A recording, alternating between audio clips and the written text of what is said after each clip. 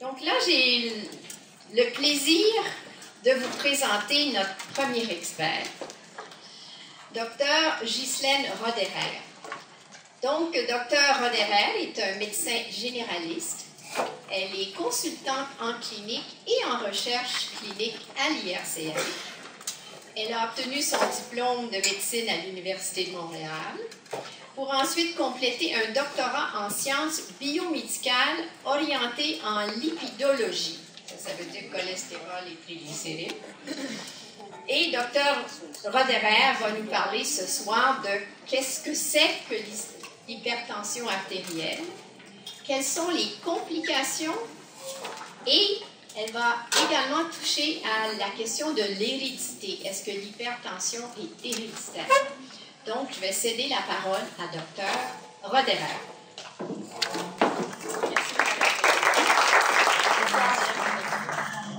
Alors, qu'est-ce que l'hypertension artérielle? On vous a demandé, en fait, le titre de la soirée ce soir, c'est « Connaissez-vous vos chiffres de pression artérielle ?» Alors, la pression artérielle, c'est une force. C'est la pression qu'exerce le sang sur la paroi des artères. On peut faire un petit peu l'analogie avec un pneu et un pneu que l'on gonfle d'air. Lorsqu'il n'y a pas d'air dans le pneu, donc la pression est à zéro, on a un pneu qui est crevé, en fait, qui est dessoufflé. Au fur et à mesure qu'on augmente la pression dans le pneu atteint une pression idéale pour son fonctionnement. Et si on continue d'avoir un petit peu trop de zèle, on peut souffler trop le pneu, qui peut être à ce moment-là, qui devient donc hyper tendu, trop de pression dedans, et à la veille d'éclater. Alors l'analogie s'arrête là parce que le pneu est plein d'air, mais l'artère, elle, est pleine de sang. Et la pompe pour les artères, c'est évidemment le cœur qui pompe le sang dans les artères, mais dans un mouvement perpétuel. Alors, je vous entends tous d'ici, mais quels sont les chiffres? Parce qu'on voit les chiffres, quand vous allez dans les pharmacies, il y a toujours des chiffres, il y a des tableaux. Beaucoup de gens ne savent pas à quoi correspondent les chiffres. Alors, voici les chiffres qui sont exprimés en millimètres de mercure en Amérique du Nord, centimètres de mercure en Europe. Et les cibles à atteindre sont à domicile une pression artérielle inférieure à 135 sur 85. La pression chez le médecin, parce qu'on sait que le médecin va créer une petite tension chez le patient, inférieure à 140 sur 90. Les patients de plus de 80 ans, vous avez une petite erreur ici, je suis désolée, on leur permet d'avoir une pression systolique un petit peu plus élevée et on cible donc des chiffres inférieurs à 150 sur 90. Et chez les diabétiques, on est particulièrement sévère pour maintenir leur santé rénale et on veut des chiffres inférieurs à 130 sur 80. Alors, contrairement à un pneu, il n'y a jamais une pression égale à zéro dans une artère. Et comme vous avez vu, la pression artérielle s'exprime par deux chiffres.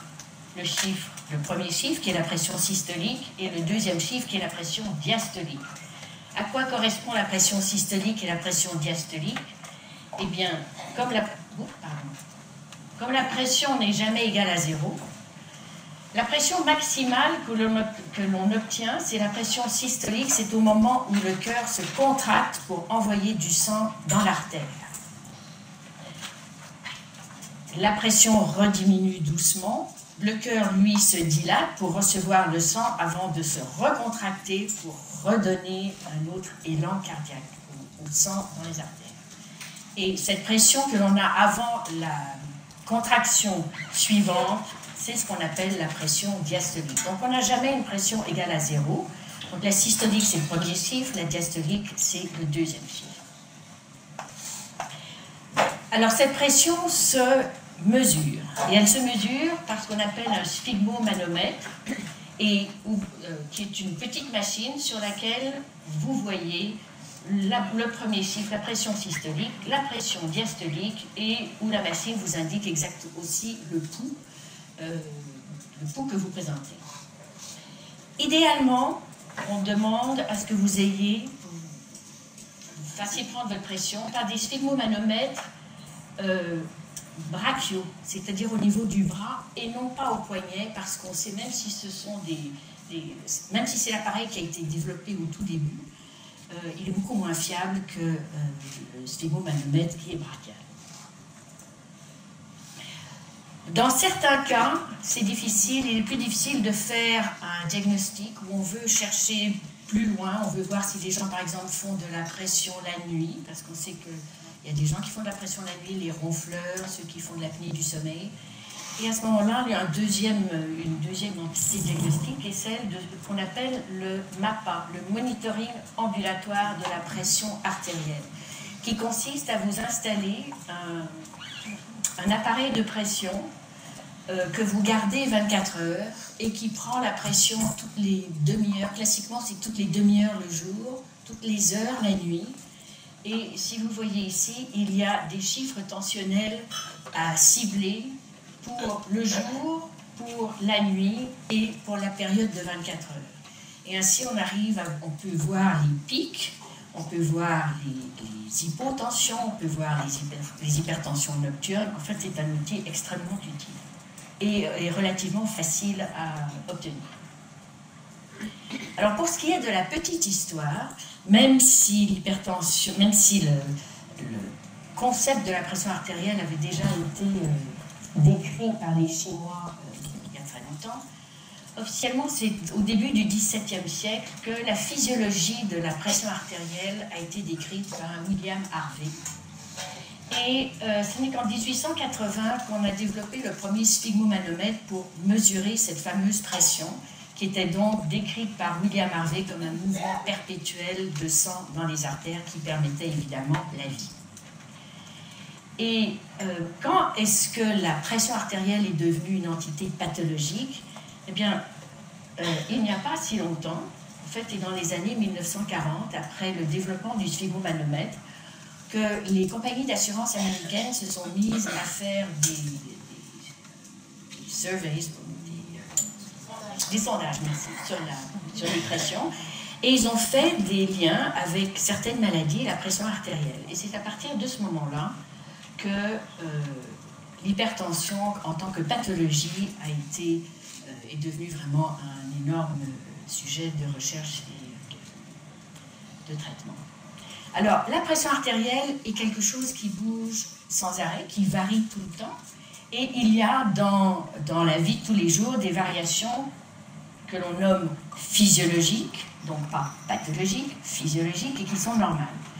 Alors, vous allez avoir une augmentation de la pression artérielle à l'effort physique, lorsque vous pratiquez des sports, lors d'efforts intellectuels, lors d'activités sexuelles et à certaines émotions.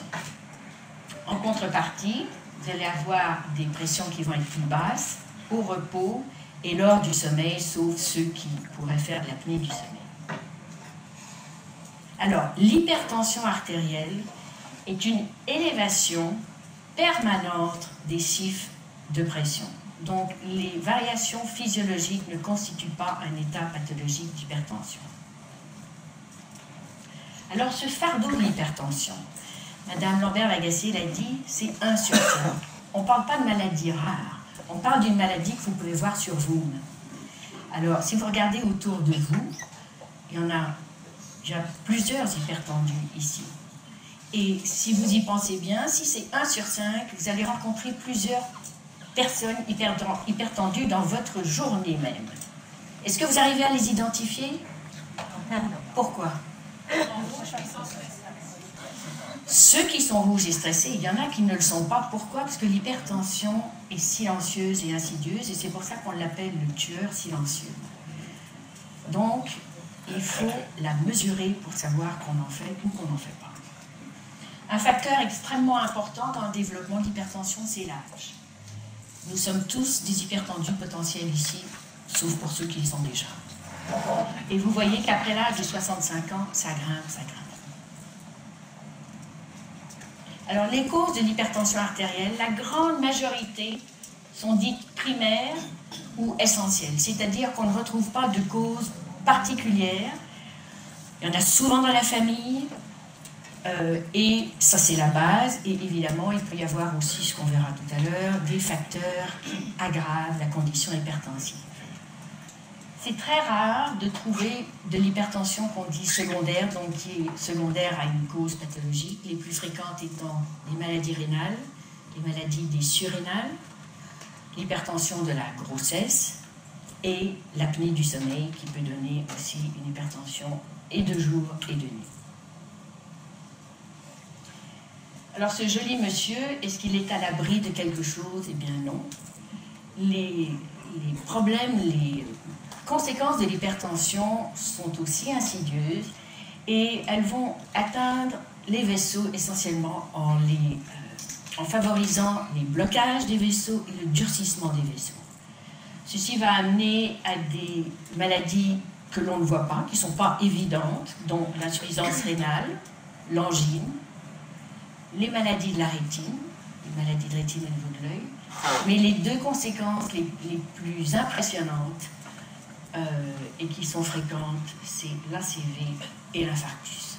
Donc, si une personne sur 5 fait de l'hypertension et que ce sont les conséquences, vous pouvez comprendre que c'est un problème vraiment important à adresser.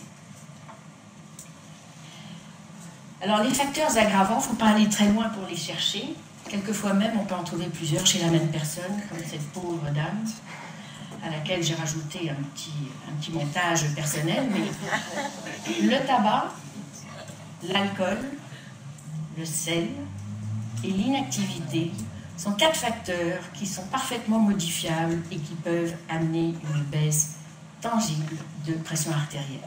En plus, si on arrive à modifier ces facteurs de risque, on arrive à réduire les conditions de stress, réduire l'incidence d'obésité et donc réduire l'apnée du sommeil qui aussi sont des facteurs de risque d'hypertension artérielle.